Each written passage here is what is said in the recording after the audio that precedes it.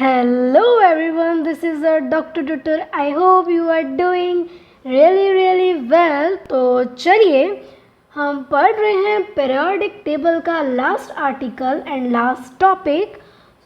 सो आज स्टार्ट करते हैं इलेक्ट्रॉन नेगेटिविटी. हमने पढ़ लिया है रेडियस को, इलेक्ट्रॉन एफिनिटी को पढ़ लिया है एंड क्या पढ़ा बताओ, आयोनाइजेशन पोटेंशियल को कंप्लीट कर लिया है. अब हमारे पास एक लास्ट टर्म बचता है इलेक्ट्रॉन नेगेटिविटी, उसको आज हम स्टार्ट करते हैं. क्लियर है? अगर किसी को कोई भी डाउट है तो वो मुझसे पूछ सकता है. किसी को कोई भी क्वेश्चंस करने में प्रॉब्लम आ रही हो, कहीं भी PYQ आपको सॉल्व नहीं हो, तो वो मुझसे कमेंट सेक्शन के अंदर पूछ सकता है. मैं उसको पूरा सॉल्यूशन दूंगी. किसी को कोई भी डाउट है, अदरवाइज हम आगे बढ़ते हैं. जल्दी बताओ, आगे बढ़ते हैं. चलिए जी, इलेक्ट्रॉन नेगेटिविटी देखो.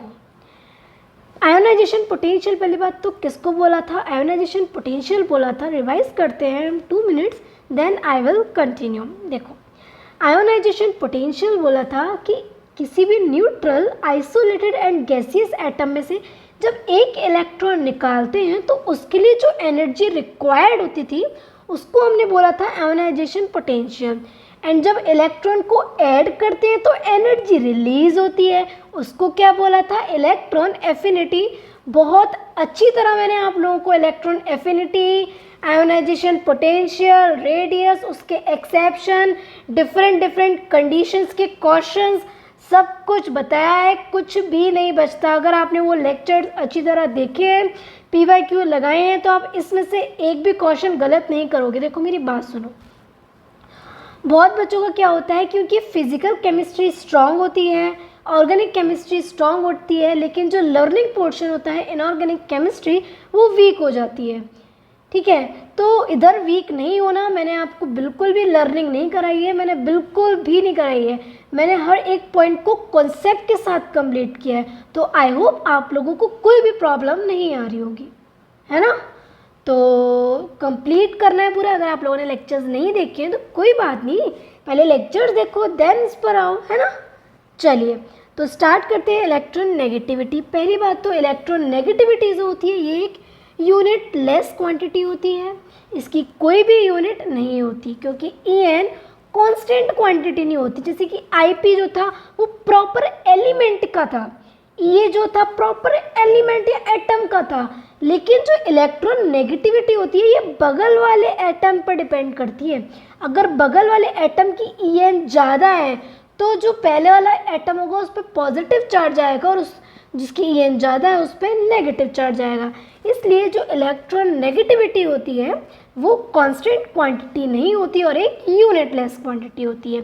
अब इलेक्ट्रोनेगेटिविटी होती क्या है मैम, ये तो बताओ. देखो, the tendency of an atom to attract the shared electron towards itself is called electronegativity. ये दो एटम हैं, मान लो इस पर पॉजिटिव चार्ज है, इस पर नेगेटिव चार्ज है, तो ये वाला इलेक्ट्रॉन क्या करेगा? अपनी तरफ ज़्यादा खींचेगा इलेक्ट्रॉन को एज़ कम्पेयर टू ये, क्योंकि जिसकी En ज़्यादा है तो वो ज़्यादा इलेक्ट्रॉन को अपनी तरफ अट्रैक्ट करेगा, और जिसकी En कम है तो वो अपनी तरफ कम इलेक्ट्रॉन को अट्रैक्ट करेगा, है ना? चलिए, यहाँ पर ये बताया गया है the En of any element is not constant नहीं होती, बिकॉज बगल वाले एटम पर डिपेंड करती है. क्लियर है?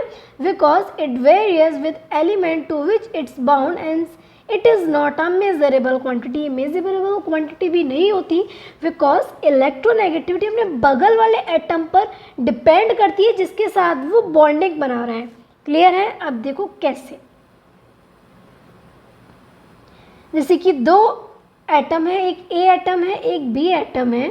मान लो हमने कंसीडर किया है A एटम की En ज़्यादा है एज़ कम्पेयर टू B, तो A क्या करेगा? जिसकी En ज़्यादा होती है उसकी इलेक्ट्रॉन को अपनी तरफ खींचने की टेंडेंसी भी ज़्यादा हो जाती है. तो ये A वाला एलिमेंट क्या करेगा? ज़्यादा अपनी तरफ इलेक्ट्रॉन को अपनी तरफ अट्रैक्ट करेगा एज़ कम्पेयर टू B.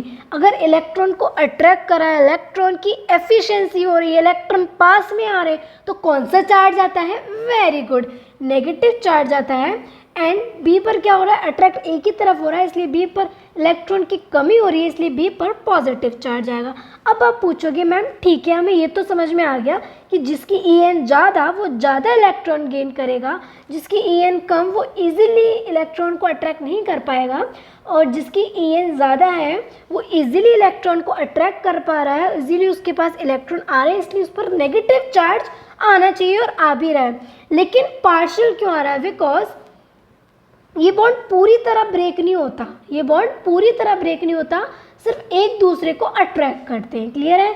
अब सेकंड कंडीशन ये बताई गई है कि अगर मान लो बी की ई एन ज़्यादा है एज कंपेयर टू ए, तो क्या होगा, बी अपनी तरफ इलेक्ट्रॉन को ज़्यादा अट्रैक्ट करेगा एज कंपेयर टू ए, इसलिए बी जो ज़्यादा अट्रैक्ट कर रहा है इलेक्ट्रॉन पर, उस पर कौन सा चार्ज आएगा, नेगेटिव चार्ज आएगा, लेकिन पार्शियल। और जो कम अट्रैक्ट कर रहा है उस पर पॉजिटिव चार्ज आएगा। अब डिफरेंस देखते हैं ई ए एंड ई एन के बीच। ई का मतलब क्या बताया था, किसी भी neutral, isolated and gaseous atom में जब एक इलेक्ट्रॉन ऐड करते हैं तो जो एनर्जी रिलीज होती है उसको ही हमने इलेक्ट्रॉन एफिनिटी बोला था। एंड इलेक्ट्रॉन नेगेटिविटी किसको बोला था, ये एक टेंडेंसी होती है एटम की to attract shared electron towards itself. Clear है। चलिए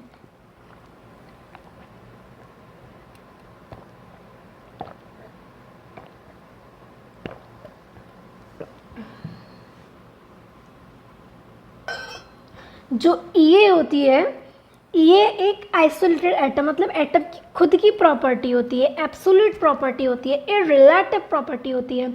लेकिन जो ई एन होती है ये रिलेटिव प्रॉपर्टी होती है, बगल वाले एटम पर डिपेंड करती है जिसके साथ ये कंबाइन हो रही है। ये बच्चों में हिंदी में इसलिए आपको हिंट दे देती हूँ ताकि आप बोलो ना कि पार्शियल चार्ज क्यों आया, वो ये समझाया हुआ है। जो इलेक्ट्रॉन एफिनिटी होती है उसकी यूनिट होती है किलो जूल पर मोल, एंड इलेक्ट्रॉन नेगेटिविटी की यूनिट होती है यूनिट लेस। अभी बताया इलेक्ट्रॉन को अपनी तरफ खींचने की एक टेंडेंसी होती है, कोई आइसोलेटेड प्रॉपर्टी नहीं है। सबसे इम्पॉर्टेंट ई एन का topic scales of E N, पहली होती है मुलिकन स्केल। मुलिकन स्केल देखो, मुलिकन साहब ने ये बताया था कि जो ई एन होती है, जब हम आई पी और ई ए का सम करके उसका एवरेज ले लें, आई P plus E A divided by 2, तो क्या बन जाती है, ई एन बन जाती है। जब आई पी और ई ए का सम करते हैं तब ई ए बन जाती है। तो व्हेन आई पी और ई ए जब इलेक्ट्रॉन वोल्ट पर एटम में दिया हो तो उसका जो फॉर्मूला होता है वो होता है I P plus E A divided by 2। Second, जब आई पी और इलेक्ट्रॉन एफिनिटी किलो जूल पर मोल में दी है तब फॉर्मूला होता है ई एन को निकालने का आई P plus E A upon 2 into 96.48। And जब आई पी और ई ए को किलो कैलोरी पर मोल में दिया हो तब ई एन का निकालने का फॉर्मूला होता है I P plus E A upon 2 into 23.06। Mulliken में जब हम 2.8 का डिवाइड कर देते हैं तो पाउली स्केल मिलती है, पाउलिंग स्केल मिलती है। क्लियर है। पाउलिंग स्केल क्या होती है, जब हम मुलिकन की स्केल का 2.8 का डिवाइड कर देते हैं तो पाउलिंग स्केल कैलकुलेट करते हैं। सेकंड होता है पाउलिंग स्केल, जो कि मोस्ट एक्सेप्टेबल स्केल है। पाउलिंग स्केल में कैसे निकालते हैं, मुलिकन का जो ई एन मुलिकन की दी होती है उसमें 2.8 का डिवाइड कर देते हैं जिससे पाउलिंग स्केल निकल आती है। पाउलिंग स्केल निकालने का formula I P plus E A divided by 5.6 जब आई पी और ई ए को इलेक्ट्रॉन वोल्ट पर एटम में दिया हो। जब किलो कैलोरी पर मोल में दिया हो तो पाउलिंग का आई पी प्लस ई ए 129 अप्रॉक्स 125 मान लेते हैं, क्योंकि इससे वही होती है। इसे डिवाइड किसका करना है, हमें 2.8 का डिवाइड करना है, जो मुलिकन का था ना वही सेम होता है, बस 2.8 का हमें क्या करना है, डिवाइड करना है। जब आई पी और ई ए किलो जूल पर मोल में दी होती है तो आई P plus E A divided by 540 करते हैं। एक और फॉर्मूला होता है चेंज इन ई एन का 0.208 डेल्टा ए बी का रूट, जहाँ पर बॉन्ड एनर्जी किलो कैलोरी पर मोल में दी हुई है। कोई बात नहीं, क्वेश्चन करेंगे सब समझ में आएगा। देन डेल्टा ई एन का एक और फॉर्मूला होता है जब बॉन्ड एनर्जी को किलो जूल पर मोल में दिया होता है 1.10 T root delta A P. अब एक और क्वेश्चन आता है डेल्टा ए बी को बॉन्ड एनर्जी की फॉर्म में कैसे निकालते हैं? Bond energy of A B bond and minus root by bond energy of A bond into bond energy of B B bond. Clear है? तो 2 स्केल पढ़ चुके हैं, मोलिकन scale and Pauling scale. Third है ऑल राउंड रॉको स्केल। इसमें कैसे निकालते हैं? EN निकालते हैं 0.744 plus 0.359 Z effect upon R square. ये इंपॉर्टेंट है, इसमें क्वेश्चन आया हुआ है प्रीवियस ईयर में। ऑलरेड रॉके के अकॉर्डिंग जो इलेक्ट्रोनेगेटिविटी होती है, ऑलरेड रॉक के साइंटिस्ट थे, उन्होंने बताया था कि जो EN होता है वो एक टाइप का इलेक्ट्रोस्टैटिक फोर्स ऑफ अट्रैक्शन होता है।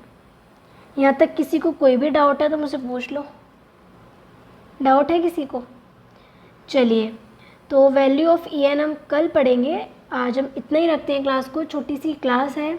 EN की ये स्केल्स बहुत ज़्यादा इंपॉर्टेंट है, इसके क्वेश्चन करेंगे, घबराना नहीं। PYQ में इसके क्वेश्चन दिए हुए, अगर आपको क्वेश्चन मिलते हैं तो इसके क्वेश्चन ज़रूर करिएगा, ठीक है? तो चलिए, आज की क्लास बस इतनी ही रखते हैं, थोड़ी छोटी सी क्लास है आज की। कल कंप्लीट कर देंगे EN को, एंड परसों मैं पढ़ाऊँगी आप लोगों को एसिडिक, बेसिक और एम्फोटेरिक नेचर निकालना। पूरी पीरियोडिक टेबल का ही निकालना बता दूंगी मैं, मतलब कोई भी कैसा भी एलिमेंट आपको दे दे, आप बता दोगे कि एसिडिक है, बेसिक है या फिर एम्फोटेरिक है। तो परसों की क्लास देखना बिल्कुल मत भूलना, कल भी करेंगे। और कल है सैटरडे, हाँ, कल आपकी EN कंप्लीट हो जाएगी। उसके बाद मंडे को मैं आपका कंप्लीट करा दूँगी पूरा चैप्टर पीरियोडिक टेबल। संडे को आपका प्लांट किंगडम का 1 शॉट आएगा। क्लियर है? तो चलिए, पढ़ते रहिए, मेहनत करती रहिए। किसी को कोई भी डाउट है तो मुझसे कमेंट सेक्शन के अंदर पूछ सकता है। और प्लीज़, अगर मेरे लेक्चर पसंद आ रहे हैं तो प्लीज़ लाइक करो, कमेंट करो, शेयर करो अपनी फैमिली के साथ, अपने फ्रेंड्स के साथ, अपने कज़िन्स के साथ, है ना? तो जल्दी जल्दी सब्सक्राइब कर दो, ठीक है? शेयर कर दो फटाफट से। तो पढ़ते रहो, मेहनत करते रहो और अपने गोल के लिए कंसिस्टेंट रहो, ठीक है? तो कीप वर्किंग, कीप हसलिंग। जय हिंद।